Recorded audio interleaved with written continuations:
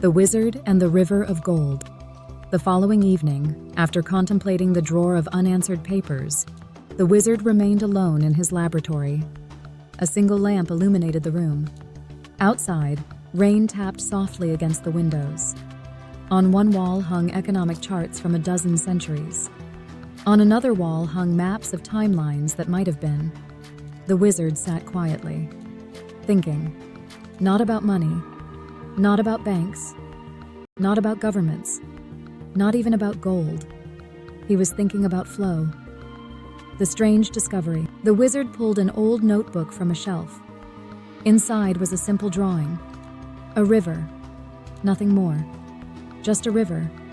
Yet beneath it someone had written, "Prosperity is flow." The wizard smiled. For years he had heard arguments about economics. Some claimed wealth was money. Some claimed wealth was labor. Some claimed wealth was capital. Some claimed wealth was resources. Some claimed wealth was information. Yet all of them seemed to miss something. The river, the movement, the flow. Because money sitting motionless helps no one. Knowledge sitting unused helps no one. Factories sitting idle help no one. Machines gathering dust help no one. Ideas locked in drawers help no one. The wizard wrote, "Potential becomes wealth only when it moves." The velocity machine. In the corner of the laboratory sat a peculiar machine. Its gears were transparent. Its flywheels glowed faintly blue. Its center contained a spinning ring of light. The apprentice entered. "What does that machine do?" The wizard smiled. "It visualizes economic flow." The apprentice raised an eyebrow. "That sounds impossible." Most useful things sound impossible at first. The wizard activated the machine. Instantly, streams of light appeared. One stream represented orders. One represented labor. One represented knowledge. One represented materials. One represented money. The apprentice noticed something fascinating. The brightest economies were not always the richest, but they were the fastest. Not frantic, not chaotic, simply flowing. Ideas became products. Products became income. Income became investment. Investment became capability. Capability created better products. The cycle continued, round and round, like a wheel. Chut, the swamp economy. The wizard adjusted the controls. The bright river transformed into a swamp. Orders sat waiting.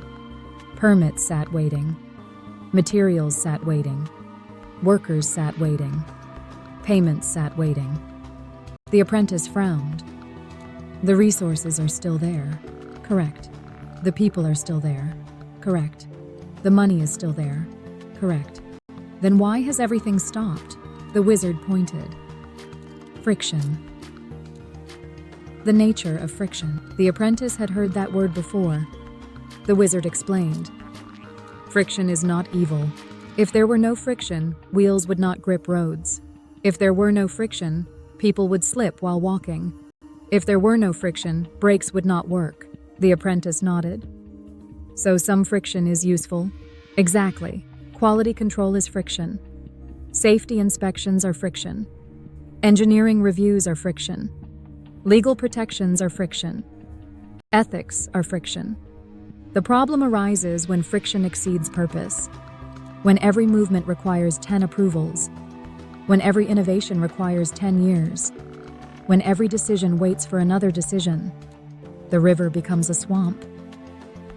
The coffee shop between timelines. The wizard activated the time machine. Moments later, they arrived at a strange coffee shop. The sign outside read, "The Temporal Bean serving all timelines since yesterday." Inside sat an unusual collection of customers. One version of the apprentice operated a robotics company. Another version built solar sailboats. Another version managed a manufacturing plant on Mars. Another taught economics. A future version of the wizard was discussing artificial intelligence with a talking octopus from Europa. Nobody seemed surprised. The apprentice had long ago stopped asking questions. The gathering of builders. Around a large table sat inventors, builders, farmers, programmers, scientists, artists, mechanics, nurses, teachers, business owners. The wizard asked a simple question. What creates prosperity? The answers varied. Investment, education, technology, trade, infrastructure, capital, trust. The future wizard laughed. All true. Then he drew a circle on a napkin. The circle of flow. At the top he wrote, opportunity.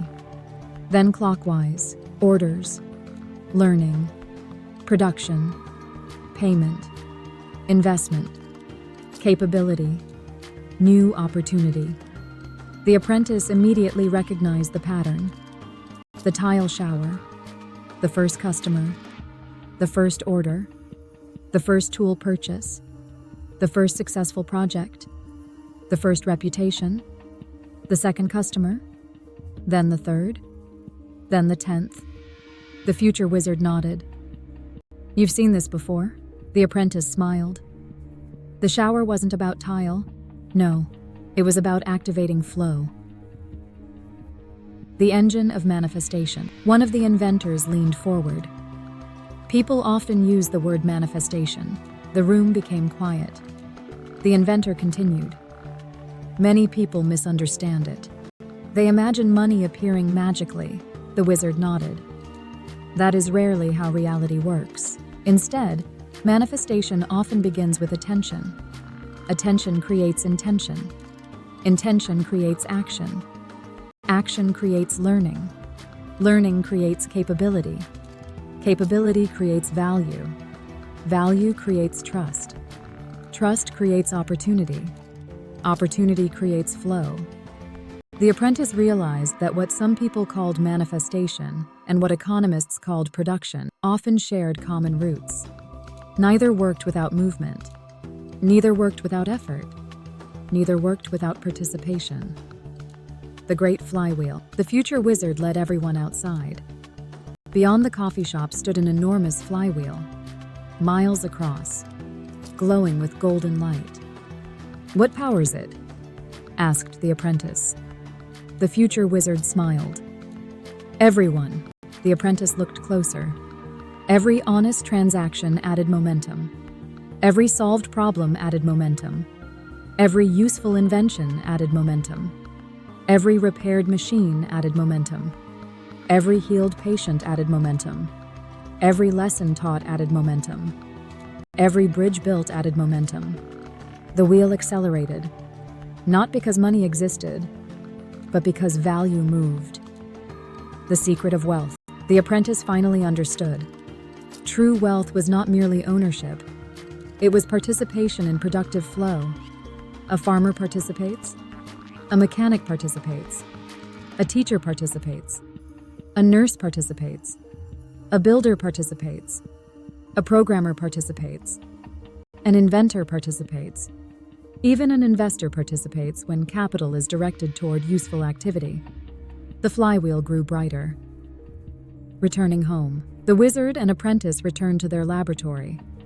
The rain had stopped. The world outside seemed unchanged. Yet something had changed. The apprentice now saw economies differently, not as piles of money, not as stock charts, not as political arguments, but as living rivers. Some flowed quickly, some flowed slowly, some became blocked, some became renewed. The wizard made one final entry in his notebook. Prosperity is not the accumulation of motionless wealth. It is the continuous circulation of useful value. Then beneath that he wrote, remove unnecessary friction, preserve necessary friction, increase trust, increase learning, increase capability, increase flow. The laboratory lights dimmed. The great economic flywheel continued turning somewhere beyond time. And every order, every lesson, every act of creation, every solved problem, and every fulfilled promise added a little more momentum to its endless spin. For the wizard had finally discovered a secret. hidden in every successful civilization. Wealth is not a thing. Wealth is a flow. Global Robotics Corporation, Robert Coley.